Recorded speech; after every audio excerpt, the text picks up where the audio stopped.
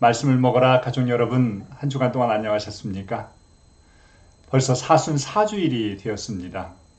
사순시기는 예수님의 십자가 여정에 동참하는 것인데, 오늘 사순사주일에 선포되는 복음에서는 우리가 그 십자가를 보면서 무엇을 떠올려야 하는지를 기억하도록 초대합니다. 십자가가 누군가에게는 고통이고 저주이며 멸시의 대상이지만 우리 그리스도인들에게는 하느님의 사랑이라는 것이 선포됩니다. 사순사주일 말씀을 먹어라 함께 시작하도록 하겠습니다. 잠시 침묵한 후에 시작 기도, 오늘 성가로 특별히 함께 하고자 합니다. 그리고 말씀 봉독 함께 하도록 하겠습니다. 성부와 성자와 성령의 이름으로 아멘.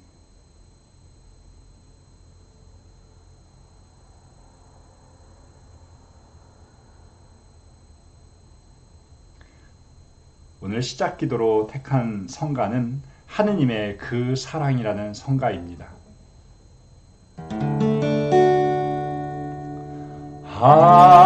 하느님이 세상을 사랑하신 나머지 당신 아들 주셨으니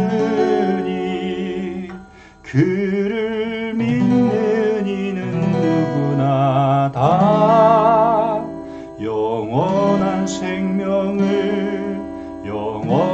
생명을 얻으리라. 하느님이 세상을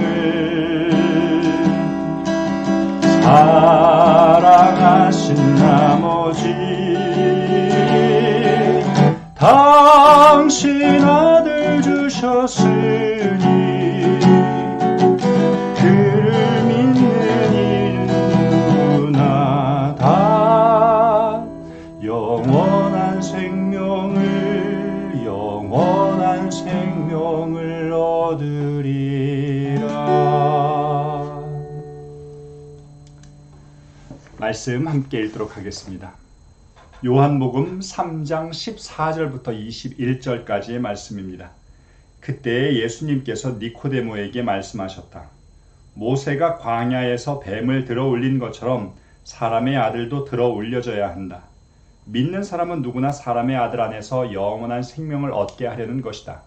하느님께서는 세상을 너무나 사랑하신 나머지 외아들을 내주시어 그를 믿는 사람은 누구나 멸망하지 않고 영원한 생명을 얻게 하셨다. 하느님께서 아들을 세상에 보내신 것은 세상을 심판하려는 것이 아니라 세상이 아들을 통하여 구원을 받게 하시려는 것이다.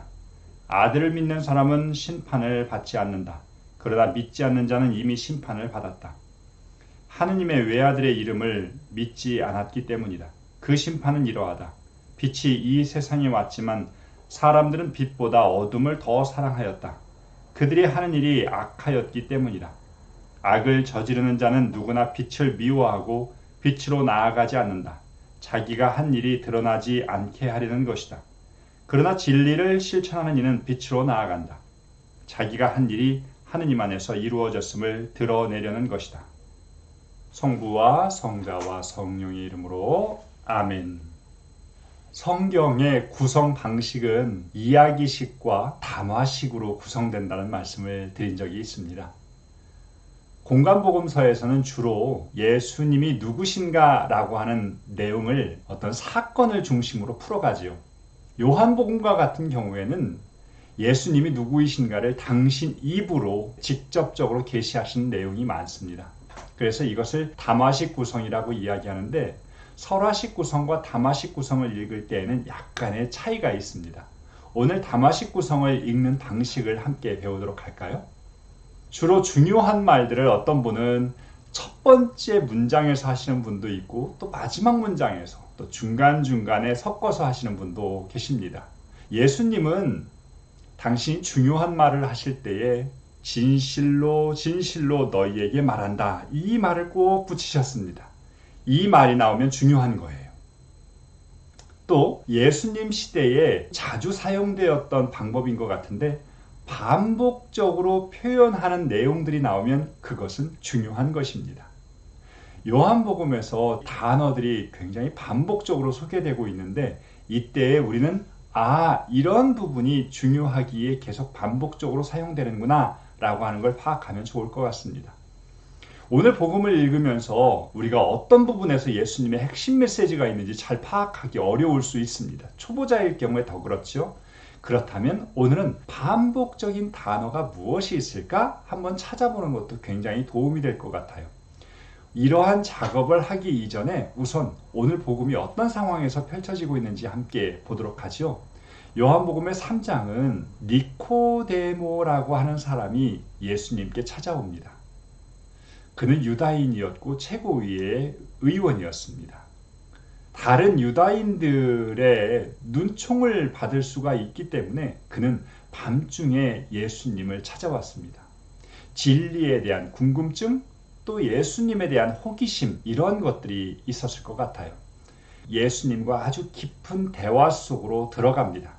그 대화의 후반부에 해당하는 것이 오늘 내용인데요.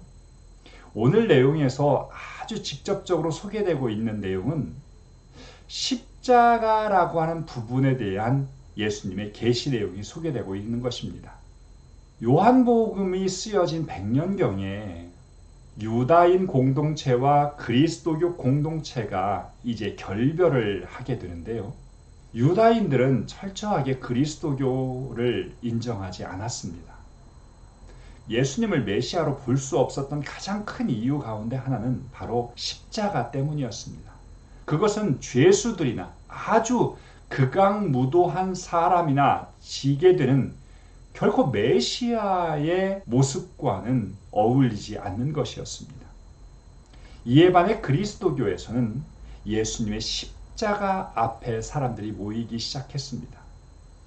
유다인들이 바라본 십자가와 그리스도인들이 바라본 십자가의 차이가 무엇일까? 오늘 복음이 우리에게 소개하고 있는 것입니다.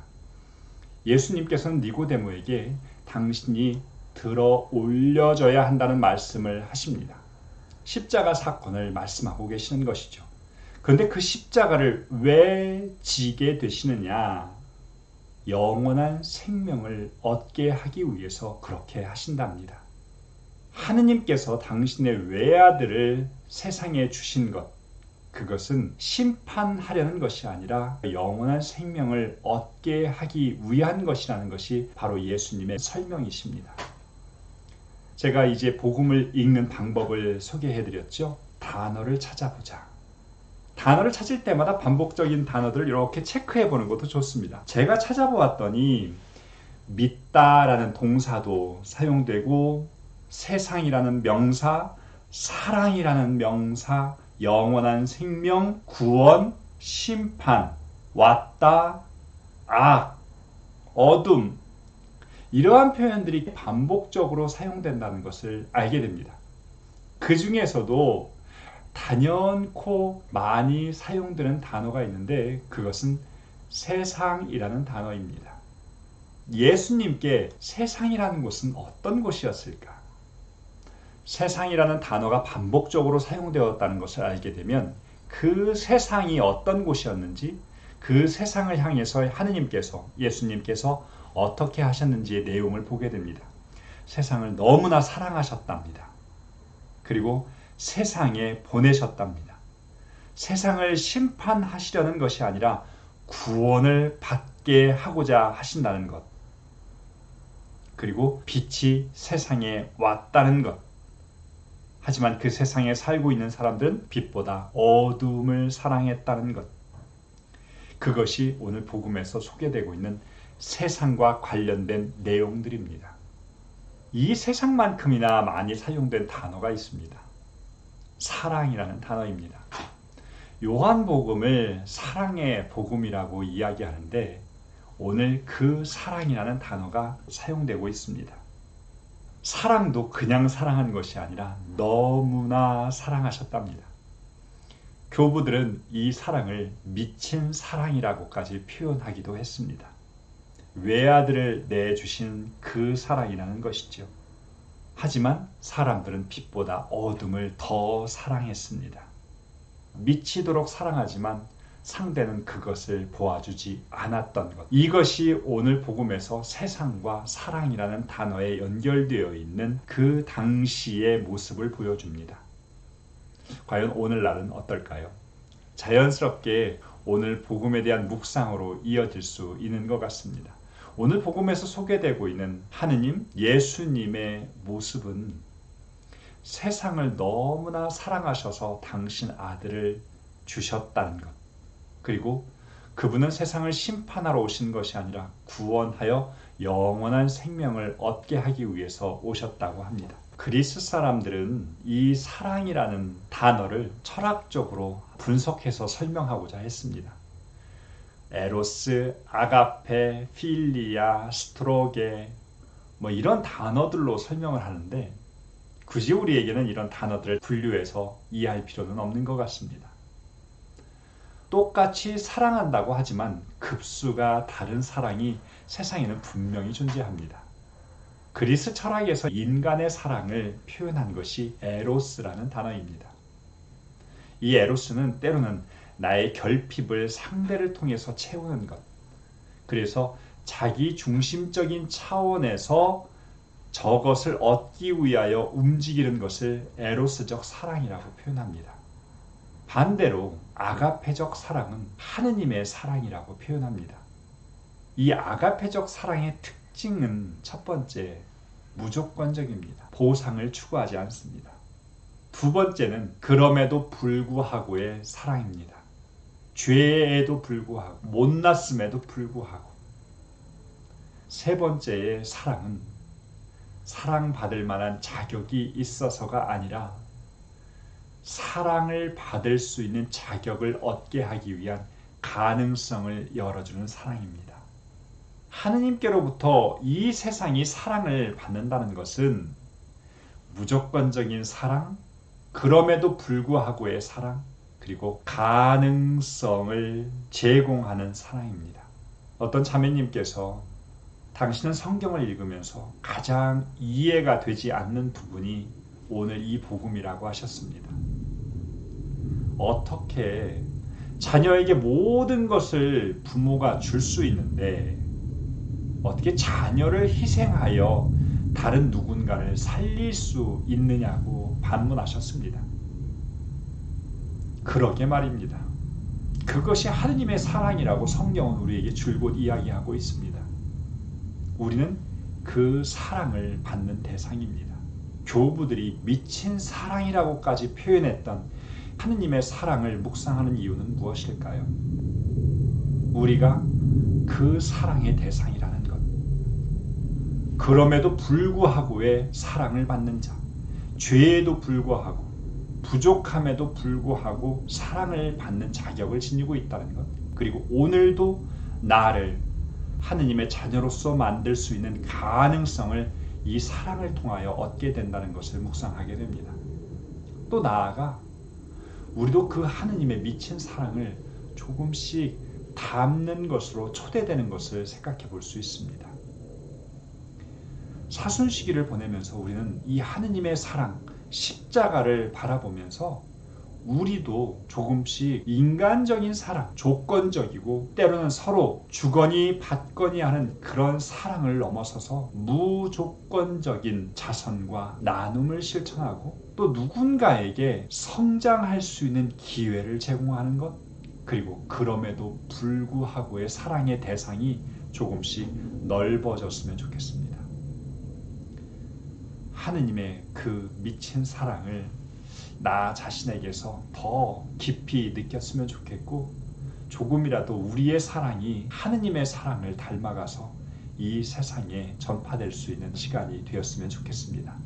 마침 기도하겠습니다. 성부와 성자와 성령의 이름으로 아멘. 영광이 성부와 성자와 성령께 처음과 같이 이제와 항상 영원히 아멘.